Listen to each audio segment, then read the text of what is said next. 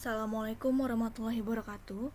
Perkenalkan, nama saya Remanita Septaria dengan NIM 2404021119. Nah, di sini saya sudah membuat aplikasi bengkel bernama Bengkel Mas Bro. Dan saya akan menjelaskan salah satu masternya, yaitu ada master pemasok. Nah, kita langsung aja masuk ke codingannya. Pertama itu kita masuk ke bagian controllernya.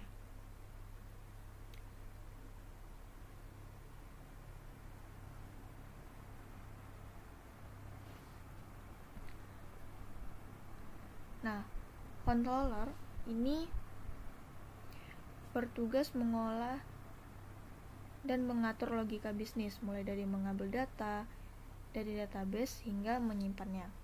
Nah, yang pertama itu ada bagian namepage. Nah, namepage ini berfungsi untuk menentukan lokasi folder dari file ini. Lalu, yang kedua itu ada use illumination, yang mana ini digunakan untuk menangkap data yang diinput oleh user dari form. Lalu selanjutnya itu ada validator. Nah, ini digunakan untuk mengecek apakah inputan dari user itu sudah sesuai dengan aturan. Nah, selanjutnya itu ada fitur truth, ada create, read, update, dan delete.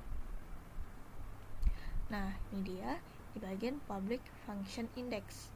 Ini masuk ke bagian read atau menampilkan data. Nah, fungsinya itu digunakan untuk mengambil semua data dari database dan menampilkannya kembali. Nah, di sini dia ngambil dari tabel pemasok.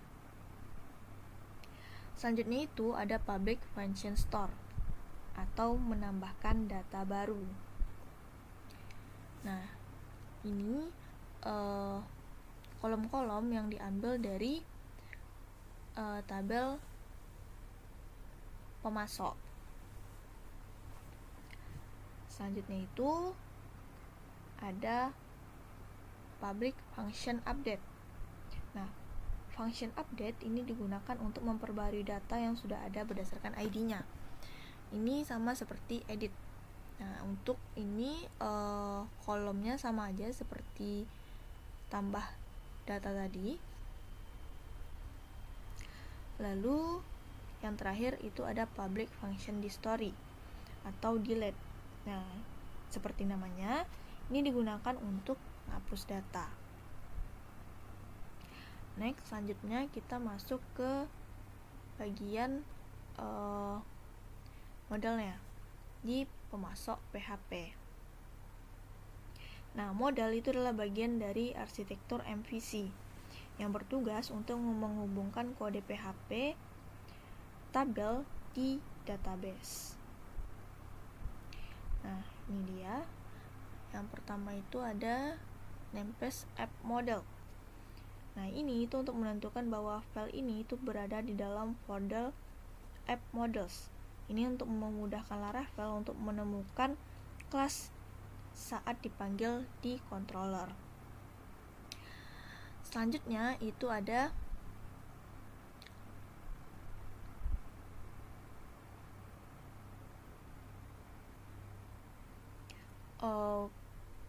protected table.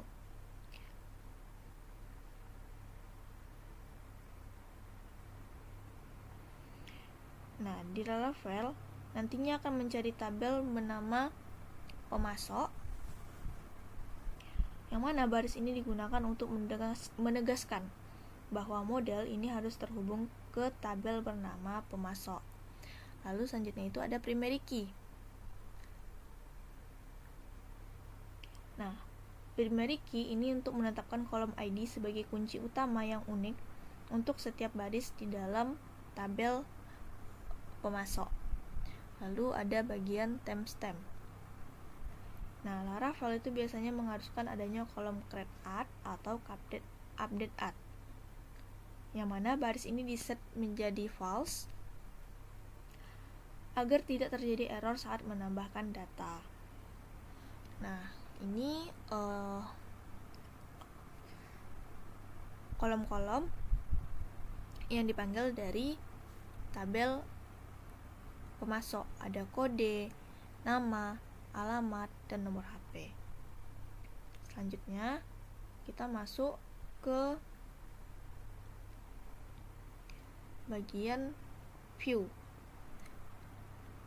Namanya itu pemasok blank PHP.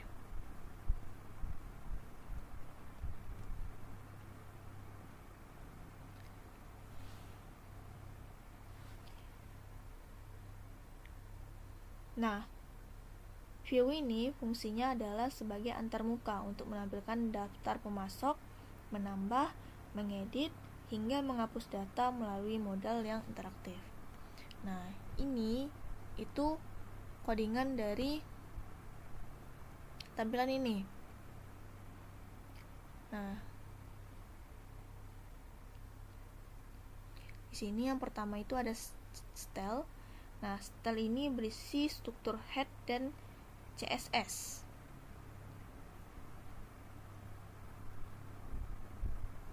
Nah, ini dia isinya.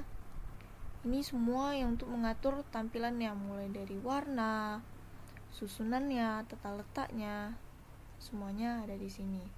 Lalu selanjutnya itu kita masuk ke bagian body. Nah, body ini itu untuk menampilkan tabel yang ada di tampilan pemasok. Nah, ini dia ada daftar model.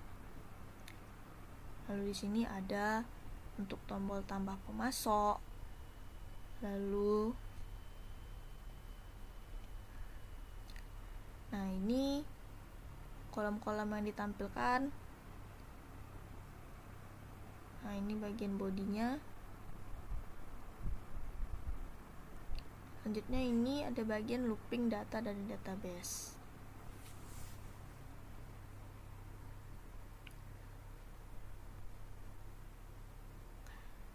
Nah, ini itu untuk menghapus.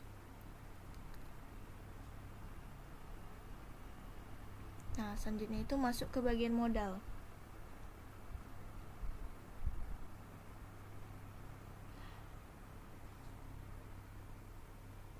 Nah, di sini itu terdapat dua modal utama. Yang pertama itu ada modal tambah pemasok. Nah, di sini di dalam tambah pemasok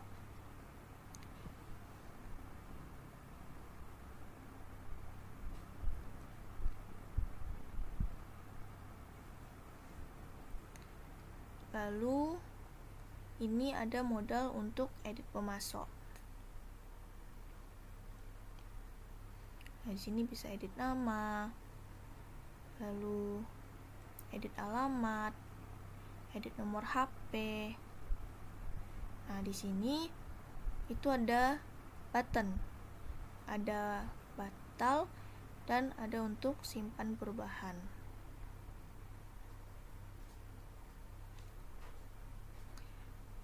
Selanjutnya itu bagian web PHP-nya. Nah, di sini kita harus masukkan dulu use app-nya.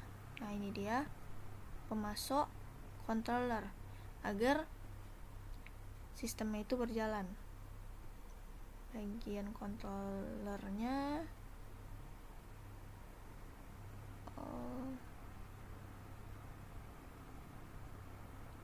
nah, ini dia.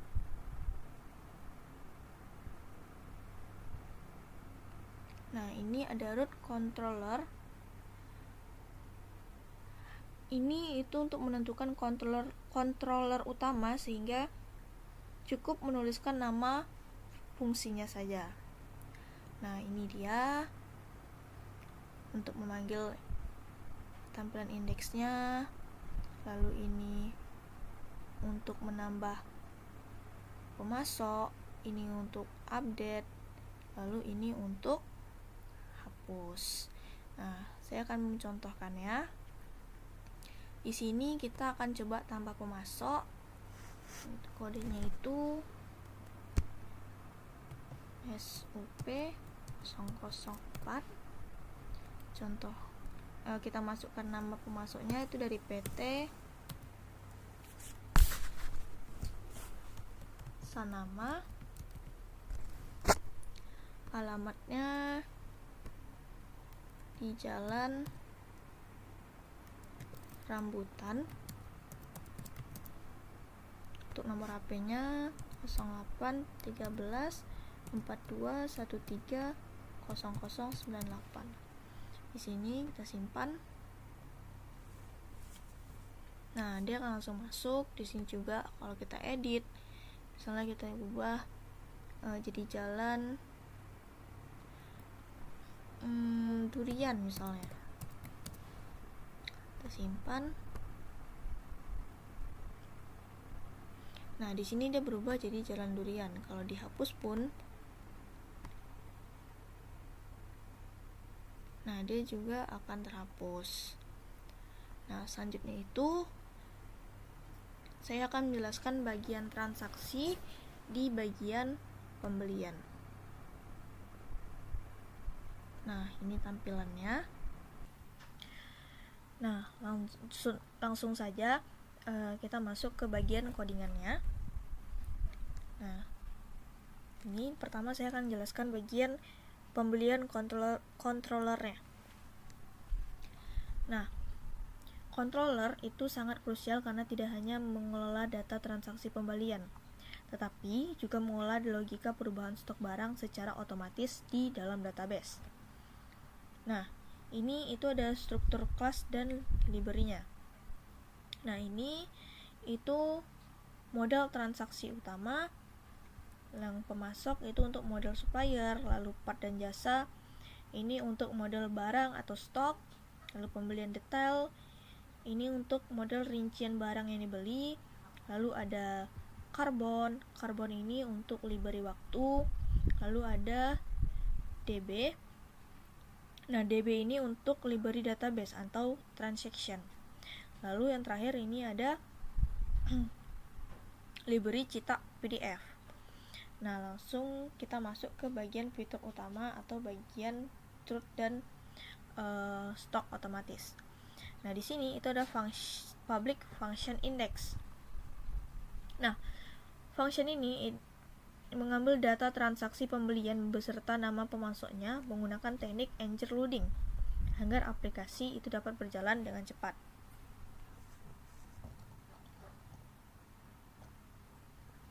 Lalu ada public function create. Nah, public function create ini untuk membuat nomor bukti secara otomatis, yang mana nantinya itu akan menghasilkan nomor nota unik secara otomatis setiap kali ada transaksi baru. Selanjutnya itu ada public function store. Nah, ini itu untuk menyimpan dan menambah stok. Nah, di sini dia itu manggil nomor bukti, ada tanggal, ID pemasok, keterangan, lalu total. Nah, untuk simpan detail itu ada ID pembelian, ID part dan jasa, jumlah, harga satuan, dan subtotal.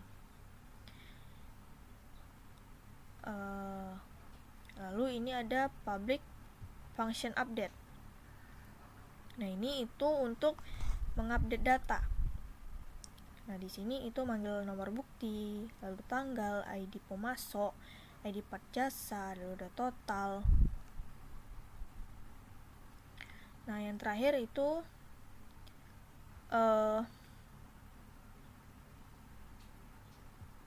ini untuk menghapus atau delete data. Nah, ini untuk simpan detail baru dan tambah stok baru.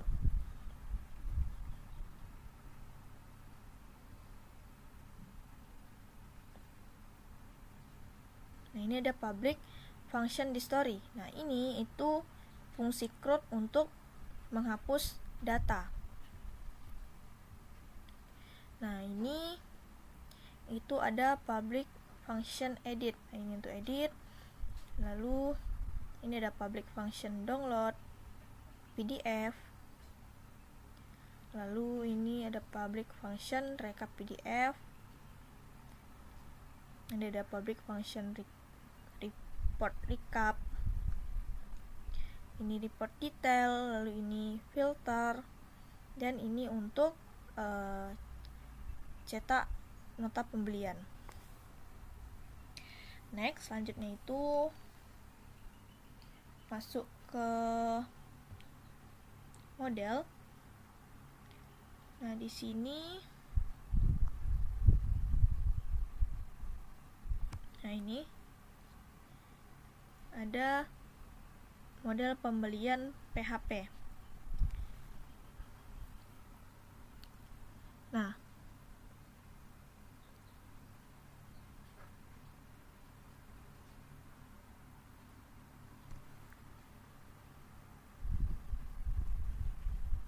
di sini itu ada public function detail,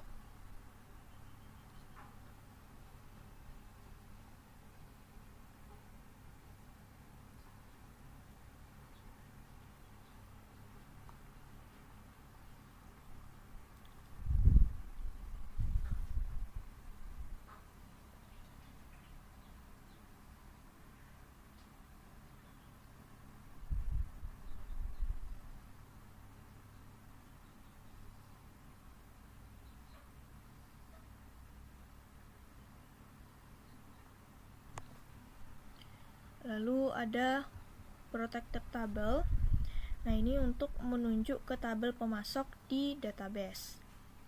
Lalu ada timestamp. Nah, ini tidak menggunakan create add atau update add. Lalu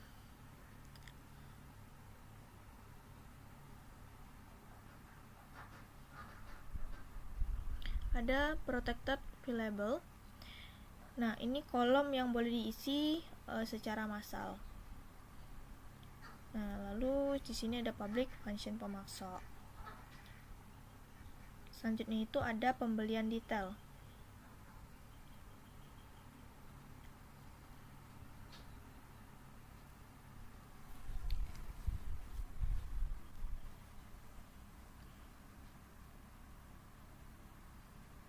Nah, kalau untuk pembelian detail ini memiliki logika yang lebih kompleks karena melibatkan transaksi detail dan perubahan stok barang secara otomatis. Nah, di sini itu sama ada protected table. Ini untuk menuju tabel pada database yaitu pembelian detail. Lalu ada public timestamp. Nah, ini memastikan create add atau update add. Lalu ada protected variable. Ini kolom yang bisa diisi. Itu ada ID pembelian, ID part dan jasa, jumlah, harga satuan, dan subtotal.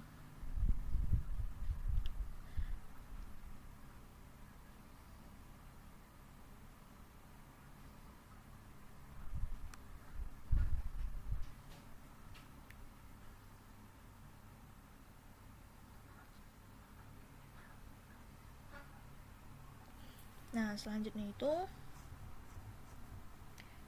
ada bagian pembelian, ini di bagian view, pembelian di bagian indeksnya. Nah, ini dia. File ini itu berfungsi sebagai halaman utama yang menampilkan daftar transaksi pembelian dalam bentuk tabel yang rapi, lengkap dengan fitur pencarian dan filter tanggal. Nah, ini ada bagian style. Style ini itu berisi CSS. Jadi, dalam style ini itu dapat pengaturan untuk tab item, label warna untuk status, tombol aksi seperti edit, hapus, agar antar untuk muka itu terlihat modern. Nah, selanjutnya, nah ini itu ada fitur-fitur dan pencarian. Di sini ada menu tab. Di sini ada untuk daftar pembelian. Lalu di sini ada input pembelian, Dan yang terakhir itu ada laporan.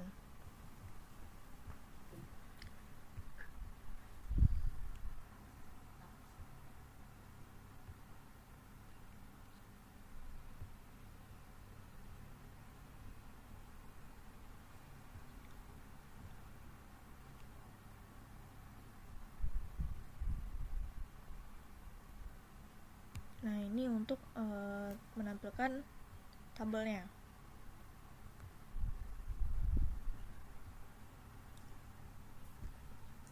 Di sini ada untuk delete, menghapus.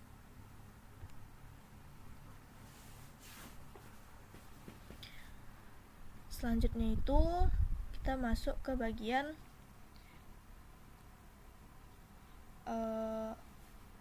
create.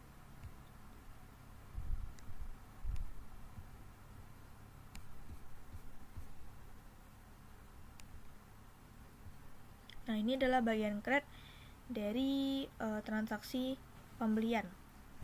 Nah, create ini adalah bagian kompleks karena menggunakan dynamic form di mana user itu bisa menambah atau menghapus baris barang dalam satu transaksi menggunakan JavaScript. Nah, ini sama, selalu ada stylenya. Mana style ini berisi CSS.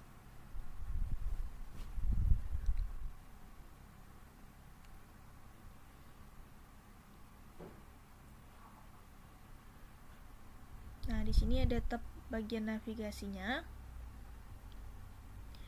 Ada daftar pembelian, input pembelian, dan laporan. Lalu nah, ini itu untuk bagian headernya atau isi dari tabelnya. Ada nomor bukti, ada tanggal, lalu ada pemasok. Nah, di sini bagian pemasok itu bisa langsung kita pilih secara otomatis. Di sini kita mencarinya menggunakan ID. Lalu di sini kita bisa nambahkan keterangan. Nah, ini bagian detail barang, ada nama part atau jasa, ada harga satuan, ada jumlah, subtotal. Nah, di sini ada aksinya. Nah, lanjut.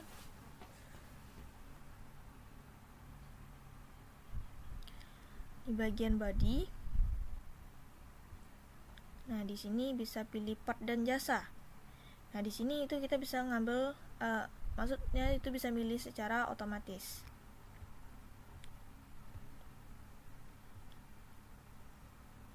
Nah, ini ada harga satuan, ini ada jumlah, ini ada hapus. Baru ini tombol untuk menotal harga pembelian. Baru nanti setelah itu kita bisa menyimpan data pembelian. Nah, ini scriptnya. Ini ada fungsi otomatis ambil harga dari harga-harga dropdown. Ada fungsi hitung per baris, ini dia. Lalu ada fungsi hitung total keseluruhan. Ini fungsi untuk tambah baris. Ini untuk reset inputan di baris baru. Lalu ini untuk hapus baris baru.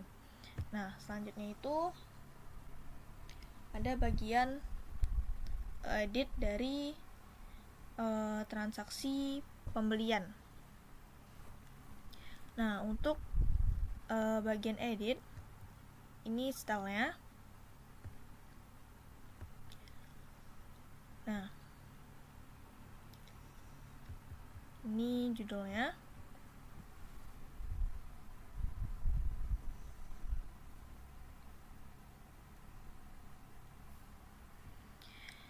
Nah, ini bagian headernya atau bagian tampilannya. Karena ini bagian edit, dia gak akan jauh beda dari tampilan tambah data. Di sini ada nomor bukti, ada tanggal, lalu ada pemasok. Nah, ini masih sama. Di pemasok ini kita bisa milih otomatis karena dia muncul berdasarkan ID-nya. Lalu di sini ada keterangan. Nah, ini bagian detail barangnya. Bisa tambah baris dengan menggunakan and draw. Nah, di sini ada nama part dan jasa, ada harga satuan, jumlah, subtotal, dan aksi.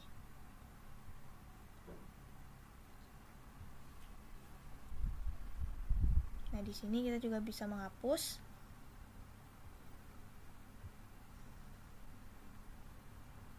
Nah, di sini untuk totalnya secara otomatis.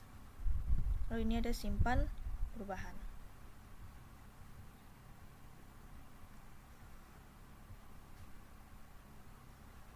Nah, ini scriptnya ada function update price. Lalu ini untuk harga, jumlah.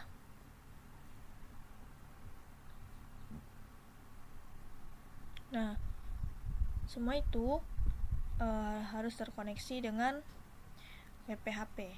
Nah, di sini kita harus tambah use app untuk controller bagian pembelian.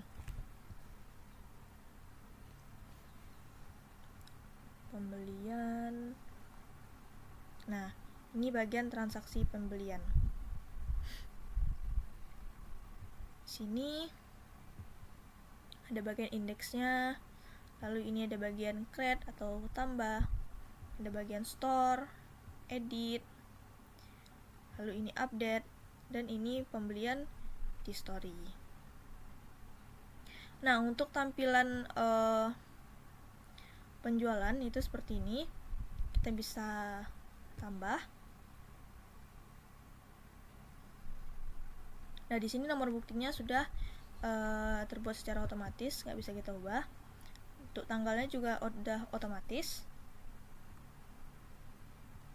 Nah, di sini kita pilih pemasoknya. Di sini kita pilih oli. Lalu tambah lagi misalnya minyak rem.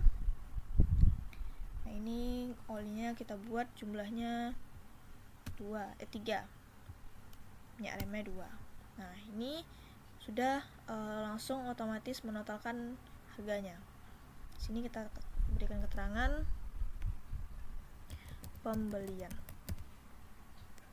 Di sini juga bisa hapus kalau misalnya datanya misalnya ada yang salah.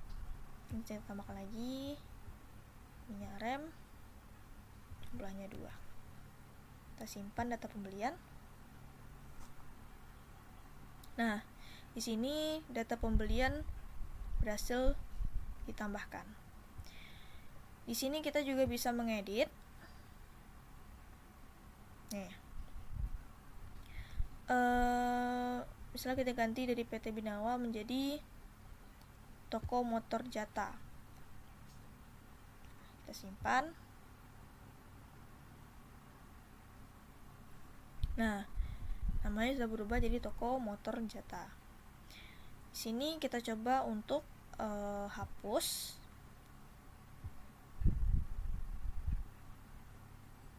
Nah, Toko Motor Jatanya sudah terhapus.